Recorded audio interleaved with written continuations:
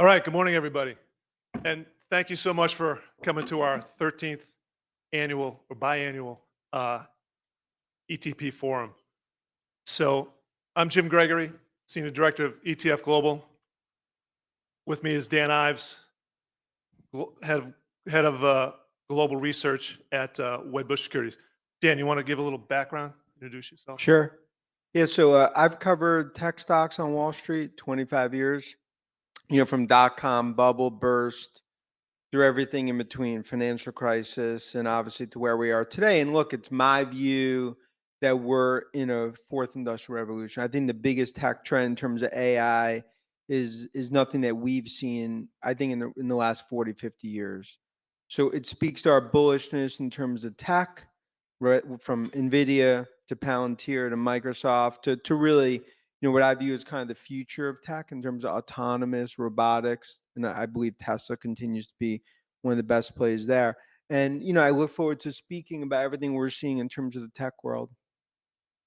Great. So I think maybe start with a question. We've got a number of people here that investors, people they manage money for. We have some people there on the institutional side. So what are some of the technologies that are going to impact things like people here in financial services? Mm. So it's a lot of what we're concerned about, what we're interested in, and AI is part of it, but there's some other things, some other technologies too that I'm sure are going to impact what we're doing. Yeah, look, first, when you talk about AI, I think it's just started in terms of the use cases. We believe over the next 12 to 18 months, the use cases from financials to marketing to ultimately manufacturing, government across the board are actually now spawning out. Because I think the best way to think about it is that today, financial services, you only have about 3 to 4% of financial services companies that have actually gone down the AI path. So I think it shows the future in terms of where the spending is going to be. And I continue to believe, like, when it comes to tech's going to continue to dominate more and more, not just from an investor mind share, but I think in terms of more and more spending within budgets and across the board. And I think we're going to see that in financial services. And I think what's starting to happen is that more and more companies are starting to recognize the use cases, and that speaks to the spending we're seeing from Palantir to Snowflake to MongoDB, Microsoft, and across the board. So speaking of some of the use cases, what are some of the ones that are there now, and where do we see some of these other ones going? Some other use cases that we haven't seen yet. What's really the next thing we're going to see here? Look, today there's 75 to 80 use cases in terms of enterprise AI. And I think that's really companies like Palantir that have really led that. But a lot of it's going to be data driven. The average company, 60 to 70% of their data, they've never really accessed. They've never utilized. So if you look from manufacturing to the supply chain to financial services in terms of the mounds of data, in terms of marketing, the ability now for companies to utilize data, I think, is unprecedented. And I think that also speaks to what's happening. Like, there could be traditional companies like an IBM, a Dell, which you don't typically think of in terms of next gen tech. But those companies, specifically names like IBM, because of the data and where they sit in terms of the mainframe, they're basically having a massive renaissance of growth that AI is driving. And I think it's very similar to what we saw in Microsoft. And I think that is going to be a trend we're going to see more and more especially in the investing landscape. But, to put some numbers around, we think $2 trillion is going to be spent in the next 3 years. AI is going to represent this year about 14, 15% of budgets. Last year was 1 to 2% of budgets. So on the use case side, I've talked to some people, and the comments are for AI could be not just applications, not just investment kind of things, but on the operation side. What do you see there? I think operations is where a lot, from a cost savings perspective. I think that's where companies are going to see significant cost savings when it comes to AI. But also, I'm not a believer that AI is like a job detractor and no one's going to have a job. Some of the sort of Armageddon views out there. To some extent, in this country, when it comes to software, engineering, manufacturing, new companies spawned out. It's actually going to be a new age relative to the amount of spending. You could have jobs that get cut from AI, but we view it for the first time in 30 years, US is ahead of China when it comes to tech because AI is driven by obviously companies like Nvidia. There's one chip in the world fueling AI.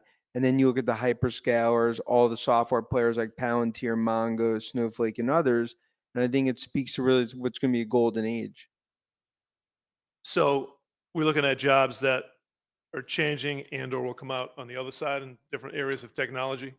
I think it's like there's definitely going to be more and more automation. I mean, if I'd say right now about 30% of spending that we're seeing is focused more on cost cutting or more cost saving.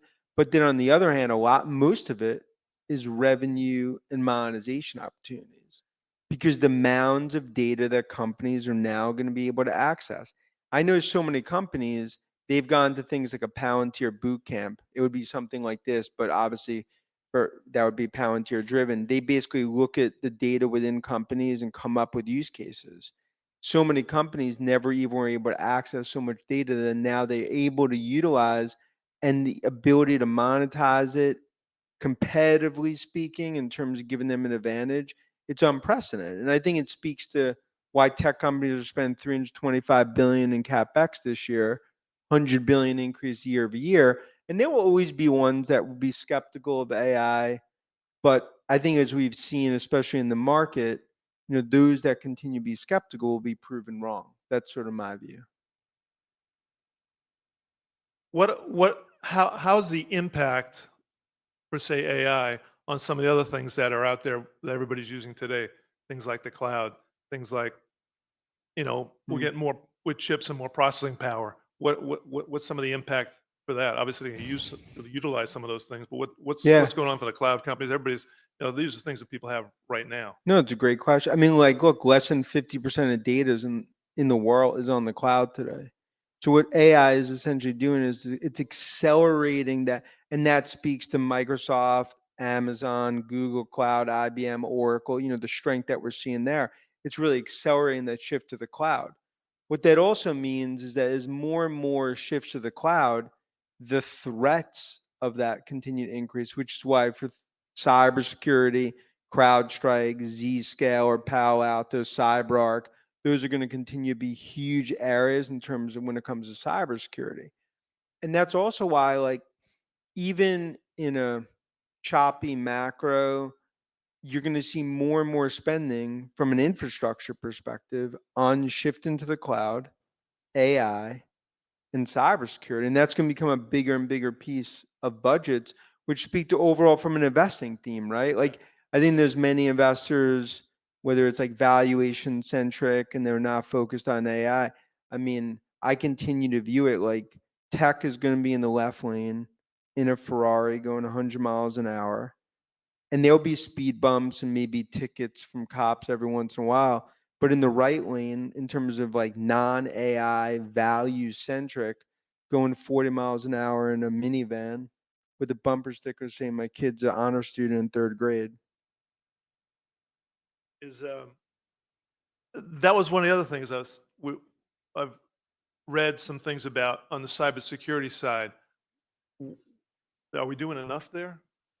Look, you're never doing enough because the threats are always going to be ahead of the technology in many cases. Look, only 15% of companies in the world have what I would consider next gen cybersecurity. CrowdStrike, Palo, Zscaler, among others. But the nature of the threat environment, especially as more and more data is exposed to the cloud, more and more endpoints, more and more malware, more and more text, check your Wells Fargo, you got to, whatever, you have some Department of Motor Vehicle thing, click on here if you don't pay it. So the reality is, like, anyone that clicks that exposes not just a lot of times personal, but the company data. And a lot of companies continue to be way behind. And I think it speaks to our view, like, it's not coincidental that cybersecurity has been an outperformer in tech this year because it's when you think about AI and the shift to the cloud, it's accelerating that move. Do you think companies are investing enough in that area, or is it we're just not? I mean, we're we not think there? it's like, look, it's 5% of budget, IT budgets today, and we think it doubles over the next 2 to 3 years. But it speaks why you're going to see a lot more acquisitions, a lot more M&A when it comes to cybersecurity, big tech looking to acquire in terms of cyber. And I think you'll see strategic as well as financial M&A, Bravo and others that have sort of led that. But that is going to continue to be a core theme, regardless of what we see in a macro, where certain areas you're seeing obviously much more, I think discretionary spending that maybe is being cut. Okay. Uh, Yeah, make this if interactive. there's any questions, Any jump in here questions? now. We're not going to wait to the Yeah. end. So if you have anything, raise your hand. Let us know that there's a couple of mics here. Um, so things like, in financial services, there's, you got ChatGPT, you got a bunch of people using bots and things. Perplexity, You yeah. got a bunch of bots going for, and look at portfolio managers, look at people doing, some kind of data analysis. Hmm. What are some of the things going on there that you think are there or will be a ways away? Well, I think more and more, like when it comes to like, you're going to see younger and younger people when they come into the workforce, their ability to do coding, understand core sort of, analytics. And I think regardless of whatever programming language they use, you're going to see more and more coding on trading desks within buy side, within sell side. I think within not just companies, but especially from an investing perspective, because it's data driven, right? And like any sort of margin that a human can't detect today, you're going to see more and more. Where I wouldn't say bots necessarily, but there's going to be a lot of programs that are built. Many view it like Chat GPT and Perplexity, whatever LLM model you're using. That is just the early beginning of where this is all heading. And I think that's actually like one of the biggest like perception issues is be like, oh, like Chat GPT, I'm not using that much. I don't understand in terms of AI. AI hasn't even come to the consumer yet. Everything we're talking about with AI, it's led by NVIDIA, Microsoft, Palantir, Mongo, Snowflake. It's in the enterprise. The consumer comes in the next few years. And that's why more and more, Apple, more and more are going to access AI through the apps. I mean, you're basically going to have a separate app store that are going to have AI apps. And that's sort of where it's all heading is as more and more developers build applications on top of the consumer framework. Interesting. So, A question? you got a question? Is there a mic? There's a mic right there. Okay, thank you so much. I mean, you talked about these, increasing threat vectors coming from cyber. What kind of measures can be put in place, both in terms of self-regulation and government regulation, if any, to try to help investors in our industry? Yeah. I mean, look, governments try, but the problem is like they're so slow. The only time they react is when there's things like a CrowdStrike situation on July 19th last year and things like that. A lot of it really is going to be self-regulation. I think that's why within like different areas of whether it's financials, whether it's marketing, whether it's manufacturing, there are going to be certain guidelines in terms of protecting the data. And I think the biggest thing is that so many companies, what they essentially have might be technology from 2 years ago. Then all of a sudden, you click on the wrong thing, ransomware, that's it, it's over. Nothing. I mean, I know many people that have had to go through ransomware situations. There's nothing to do. There's no 1-800. I mean, the police, FBI, whoever, I mean, they could try to help, but the reality is like it's somewhere in Eastern Europe, Russia, that like somewhere else that they're actually controlling your data. And that's the scary thing is that the amount of spend that it takes to make sure that you're not in that bucket. That's why companies continue to spend and accelerate the spend today. Yeah, I mean, you have to. I don't think people are spending enough. Well, and especially like a lot of times, like smaller businesses, companies that don't have huge IT departments, it's easy to kind of cut in certain areas.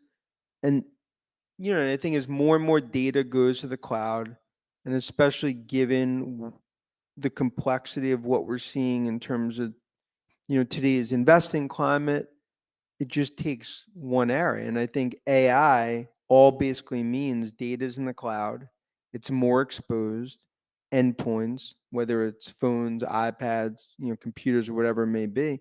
And a lot of people are not as proficient, right? And one person clicks on the wrong link, or one hacker goes after one sort of vulnerability. That's, you know, it's a bad situation. Little scary, some of it. Who else? Oh, Thank you. So in my experience with AI, and it's mostly from, like you said, use of ChatGPT and whatnot, it's one of those you don't know what you don't know. And like I keep on finding out new things week after week, and I've been using it for I don't know how long now. Everybody talks about things like truckers that might just be displaced, or other jobs or sectors. What do you think is the sector that people aren't talking about that might be up next? Yeah, and I'm like, but I'm also like less of like a catastrophist, if you want to think. You know what I mean? Like just by covering tech for my whole career, so many times like being out Sand Hill Road, like internet, it's overdone. This is gonna replace. You know, it's the best asset in this country today in terms of our technology world. So, and it basically created, you know, 4 times more jobs than it actually cut. I think the area that is not being talked about probably enough is the autonomous and robotics future and what that's going to create. I mean, in my view, if you have an 8-year-old today, they're not going to need a driver's license. That's sort of my view.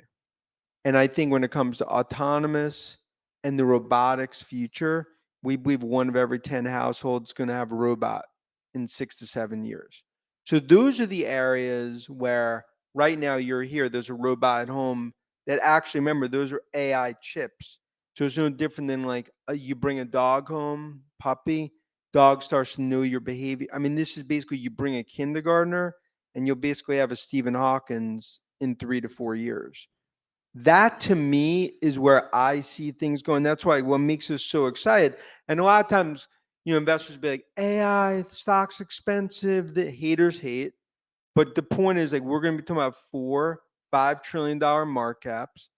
Tech is going to become bigger and bigger piece of the investing climate because it's the technology is not slowing down, and it's a fourth industrial revolution. And that's why I continue to view from an investing. It's like if you focus just on valuation, you missed every transformational tech stock the last 20 years.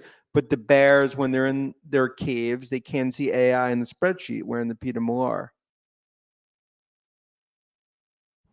here's another question. Thank you, Dan.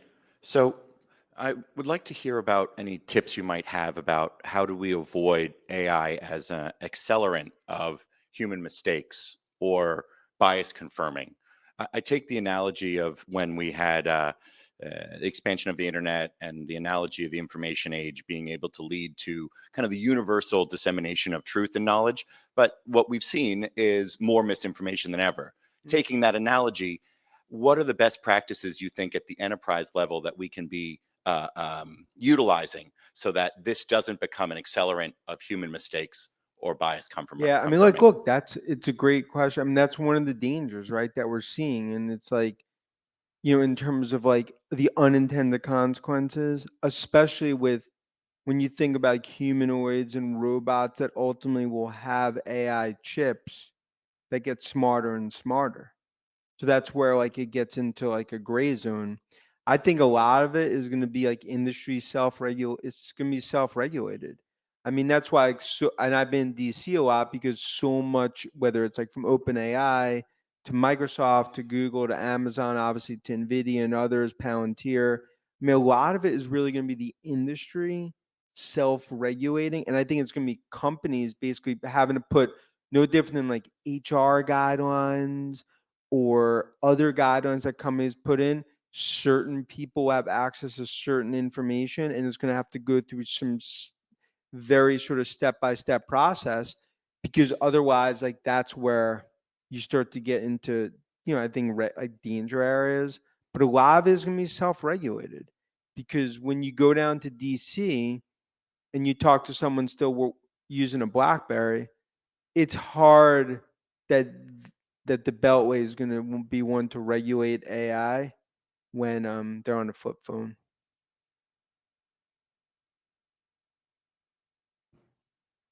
We're getting close. Any more questions?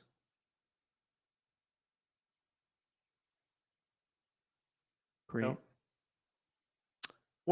One more thing. So we've got people that are, portfolio managers. Are we gonna have them replaced by AI programs? You're still gonna have an analysis component. I think Based on- buy side's going to increase, because I think, see, my view is like buy side's actually going to increase the ability, because there's going to be more and more data, more and more ability to differentiate. Computers aren't taking away that view in terms of like, in terms of some of the sort of negative view out there.